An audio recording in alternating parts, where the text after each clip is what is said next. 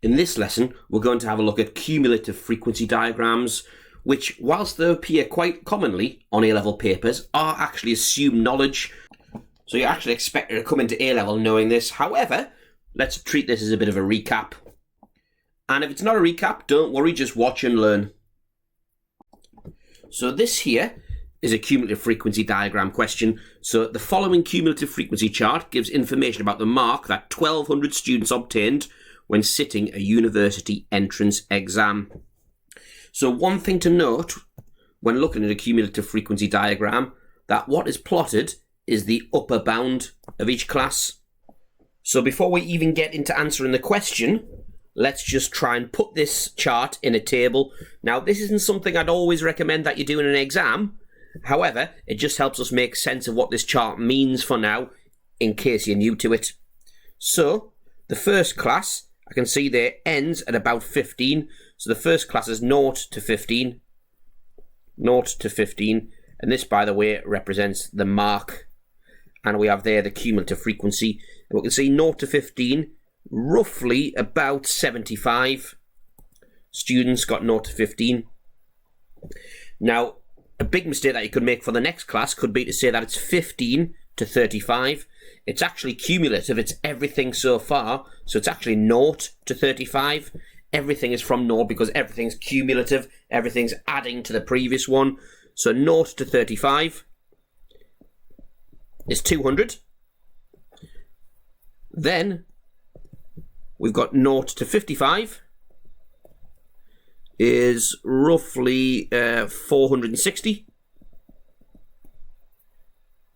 Then we've got 0 to 65. You can see that is about 775. So I'll make that look a little bit more like a 5. And you're getting the picture here. So 0 to, then we've got 75. Check that, that's right, yeah, 75. And that's roughly 1,050.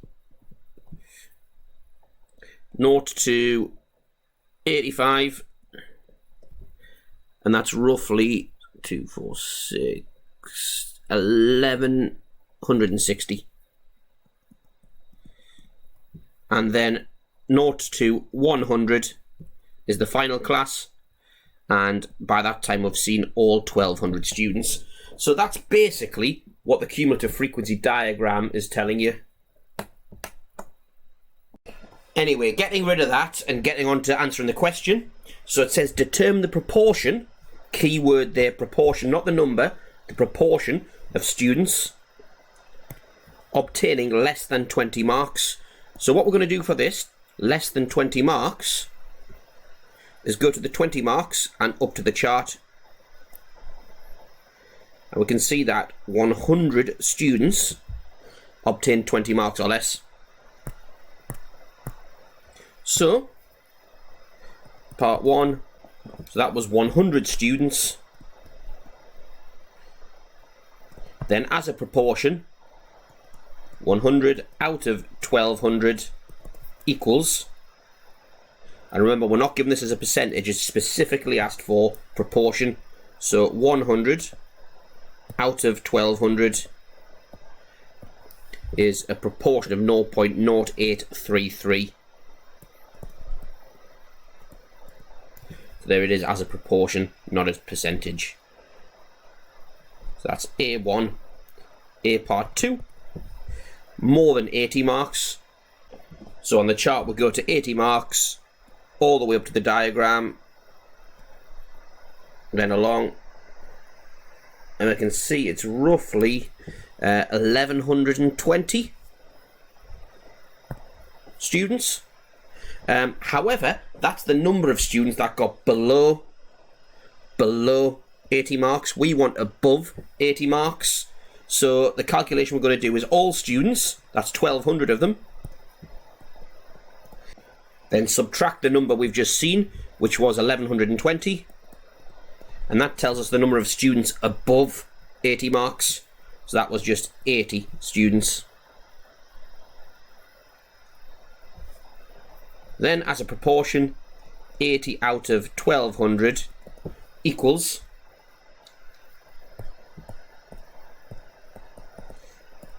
as a proportion, 0.00667, or rather 0.0667 is the proportion.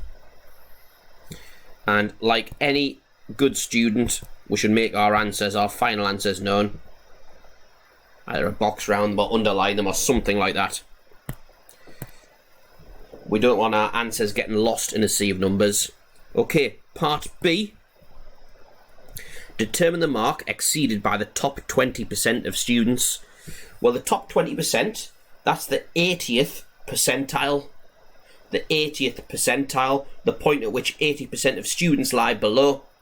So, this word percentile, hopefully you've come across it before. If not, then it probably helps to say that the median would be the 50th percentile. 50% of the data lies below the median. The lower quartile will be the 25th percentile, i.e. we go 25% of the way up the cumulative frequency axis. The upper quartile, that would be the 75th percentile. So we're trying to see what the 80th percentile is. The top 20%, i.e. 20% above, means 80% below the 80th percentile. So, find 80% of the cumulative frequency, 80% of 1200, which is 960. So the mark above which this number of students got, so we've got 960 along to the graph and then down. So roughly about 71 marks. So there we go, 71 marks. And let's just put a box around our answer. Make sure the examiner knows exactly what they're marking. Right, part C now. Determine the median and interquartile range of the 1200 students' marks. I'll use a different colour for this. Let's say blue. So the median is halfway up. So halfway up the 1200 is 600. And going to the curve then down, see that the median is about 60 marks. Upper quartile, so 3/4 of the way up is 900, 3/4 of 1200 is 900. Along then down, see roughly it's about 69 marks, and a quarter is 300, which is about 42. Of 44 rather, misread the scale there. Right, so we've got the median is 60.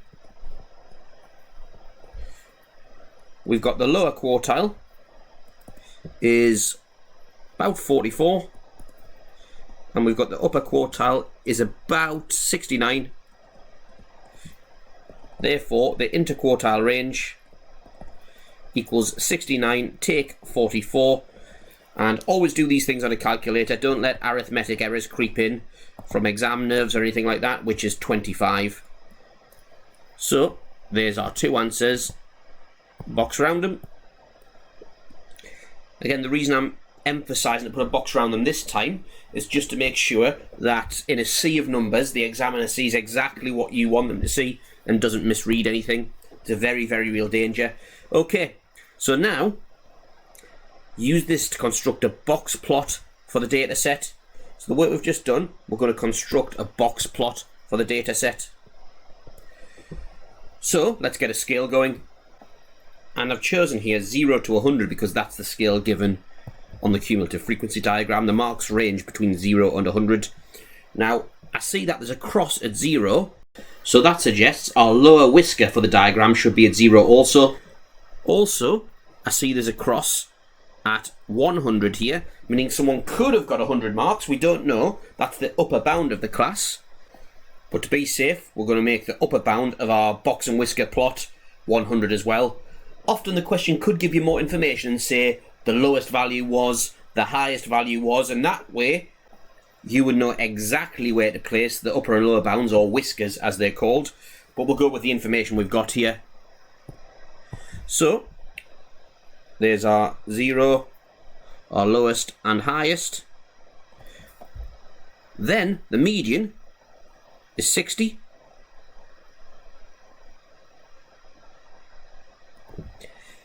We've got the lower quartile is 44.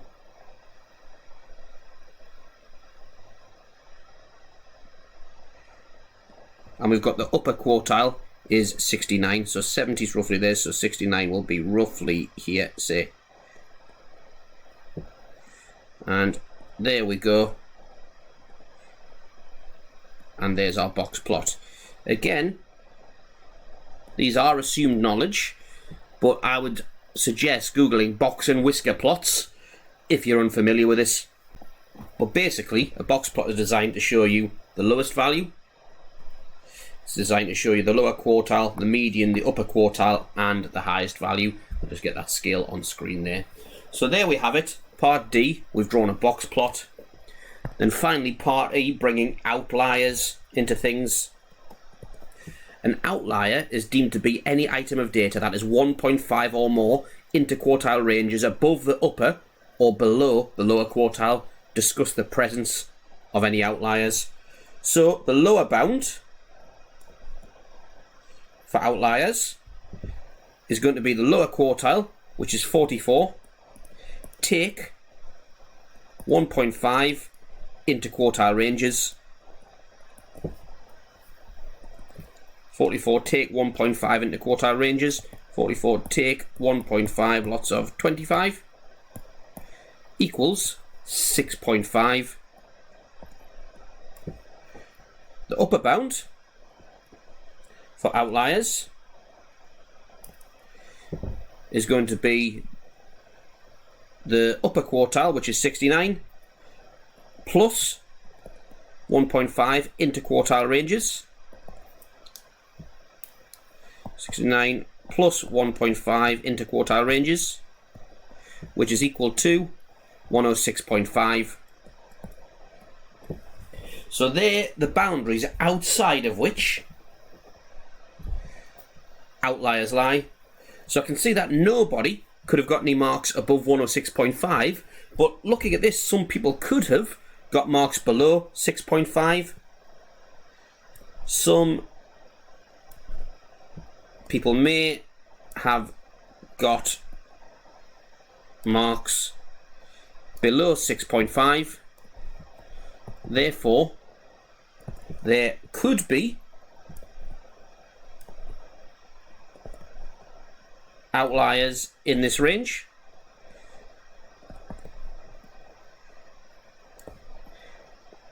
But don't know for certain, as the data is grouped.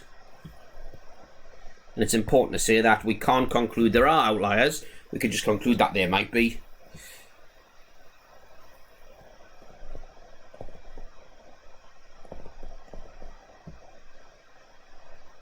Don't know for certain as the data is grouped.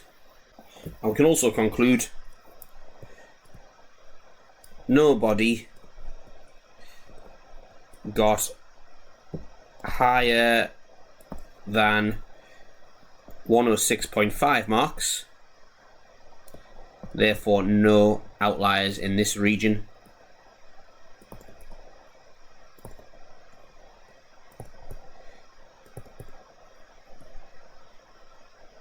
No outliers in this region. Okay, so that basically is a quick tour of cumulative frequency diagrams. Now I suggest you have a look at the questions, have a go, check every answer as you go.